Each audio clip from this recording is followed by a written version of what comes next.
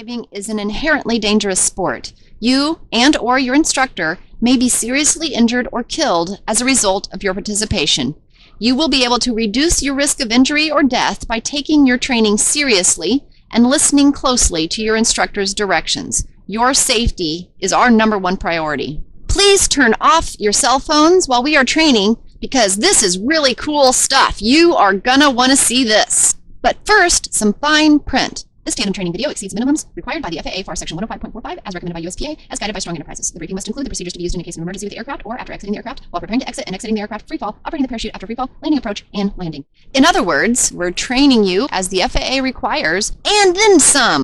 Tandem training. It's different from just a tandem ride. What does that mean? That means you are allowed to participate in this skydive to the fullest extent that you can. It's like choose your own adventure. Tandem was originally designed in 1983 as a training tool, paralleling how we learn best. Just like how we learn how to drive a car, you go with someone and can do much of the tasks yourself, but the instructor is there to take over in case you need help. We will teach you how to be in the right body position, how to be aware in free fall, how to read your altimeter so that you know how high we are, and how to pull the parachute open for yourself. We also teach you how to help steer. That sounds like a lot to remember. Your instructor can take over most tasks if you forget. There are, however, 2 important jobs that your instructor cannot do for you. While you watch this video, see if you can figure it out. After you watch this video, a tandem instructor will ask you questions and answer any questions you may have, then physically practice with you. After that, we will coordinate with Manifest so we can sequence tandem students in order. We will let you know when it's your turn to jump. We can break up the skydive from start to finish in 6 parts. First, you gear up, then you ride in the plane, then you exit the plane, go into free fall, deploy then steer your canopy to the ground for landing. Your instructor will let you know when it is time to gear up. Prior to gearing up, you need to remove jewelry, empty your pockets, and use the restroom.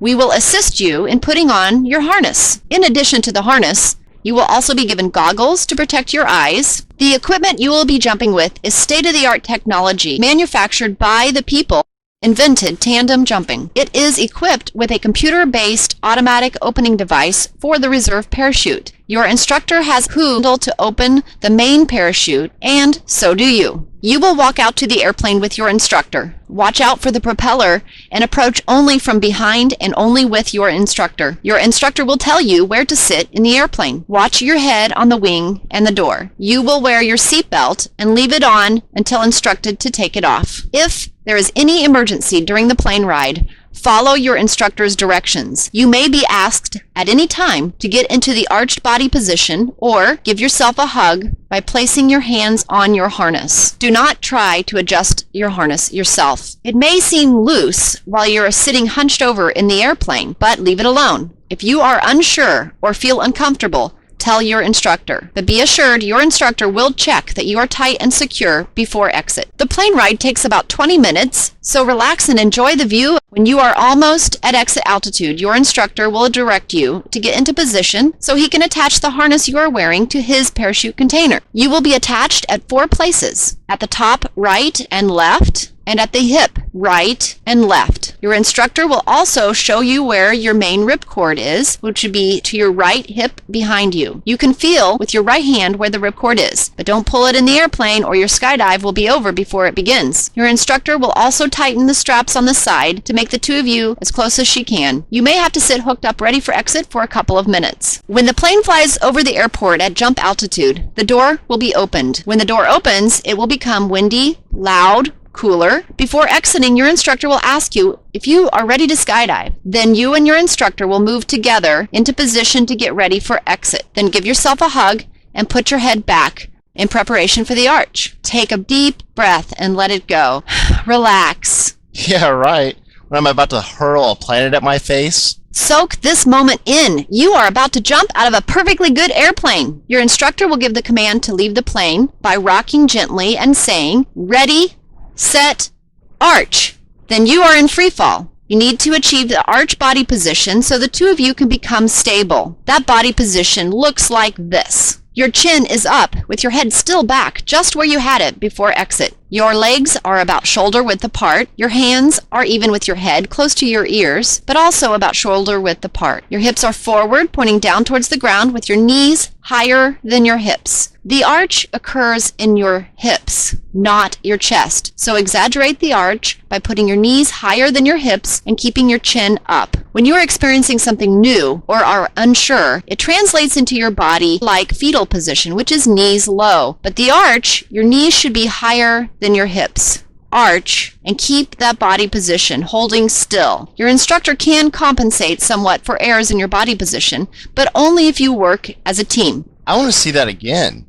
Give yourself a hug, put your chin up, head back. Big breath. Here we go. Ready, set, arch. As soon as the tandem team is stable, your instructor throws a drogue to slow the speed so that you can fall at the rate of a single skydiver. The drogue is also necessary for the deployment of the parachute. You will know that the instructor has thrown the drogue because she will give you a thumbs up. If you don't see the thumbs up, no worries. You are now in free fall, going towards the earth at a mere 120 miles an hour. But it doesn't feel like you are falling since you are going a constant rate. You feel like you are completely free and flying on a cushion of air. During this time, continue to maintain the arch by having your knees higher than your hips and your chin up. You may gently move your arms and head and look around. If you are getting video or still pictures, you can look for the photographer in free fall. Maintain your arch, but you will need to move your head to look left to read your altimeter. Free fall lasts around 40 seconds. That's really not a long time. Have you ever stood hungry in front of the microwave waiting on that burrito? 45 seconds can be a long time. You can make the most out of your free fall time and make the time last longer if you have active awareness instead of passive awareness. You keep your awareness about you and move your attention between yourself, the altimeter, and this amazing view of the world like you've never seen it. We call that circle of awareness. Me, altimeter, the world. Me, altimeter, the world. Free fall is so much fun, but at some point you're probably going to want a parachute open. At 6,000 feet, we give you the opportunity to pull. At 6,000 feet, your altimeter looks like this. If you want to pull just above 6, let your instructor know by waving with both hands, then reach down with your right hand and pull the ripcord. If you forget to wave, just pull anyway. We can see you're reaching for the ripcord. If you do not wave off and pull the ripcord, your instructor will deploy the parachute above 5,000 feet. When your canopy starts to open, you will transition to sitting upright. After the canopy is fully opened, your instructor will hand you a set of toggles that control the canopy steering left and right, plus braking, which slows you down for landing. Although it is too loud for you to hear your instructor's directions in free fall, under canopy you can hear your instructor and she can hear you. It is important to listen closely and follow your instructor's directions.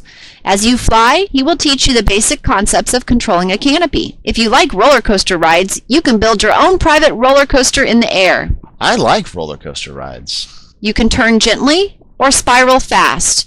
Or, if you prefer, you can simply sit and float quietly above the earth as if in a giant swing and enjoy a calm view with minimal turning. You will also practice up high what you need to do for landing. As you get close to landing, your instructor will remind you what body position you need to have by saying something like, lean back and look up, arms up, feet up, knees up, toes in the air, then right before touching the ground, 1, 2, 3. As you pull down on the toggles together in what's called the flare. Let's see this again slower. Lean back and relax, looking out. Looking out instead of straight at the ground allows you to see much more, so you can allow the ground to come up to your feet instead of trying to reach to the ground. Although it might be instinctive to stick your feet down and reach for the ground, you create a greater risk of injuring yourself and or your instructor, so keep your feet and knees up. All right, let's continue. Arms up.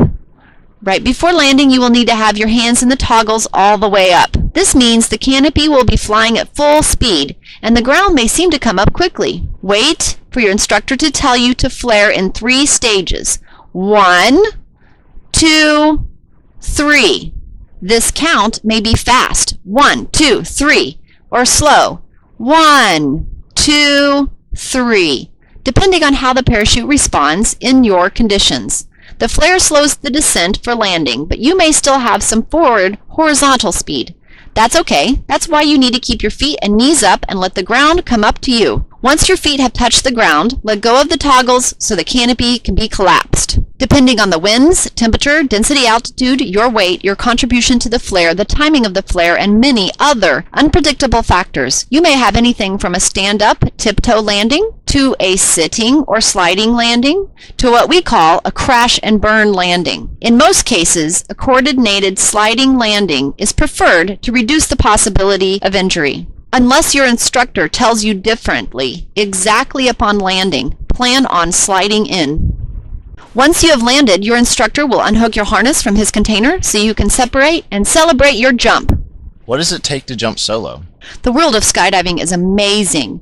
If you enjoyed this skydive and want to do more training towards jumping solo or eventually earning a skydiving license, your instructor can tell you more about this program. Just ask us. Solo student jumps get less expensive as you take on more responsibilities for the jump. Are you ready to skydive?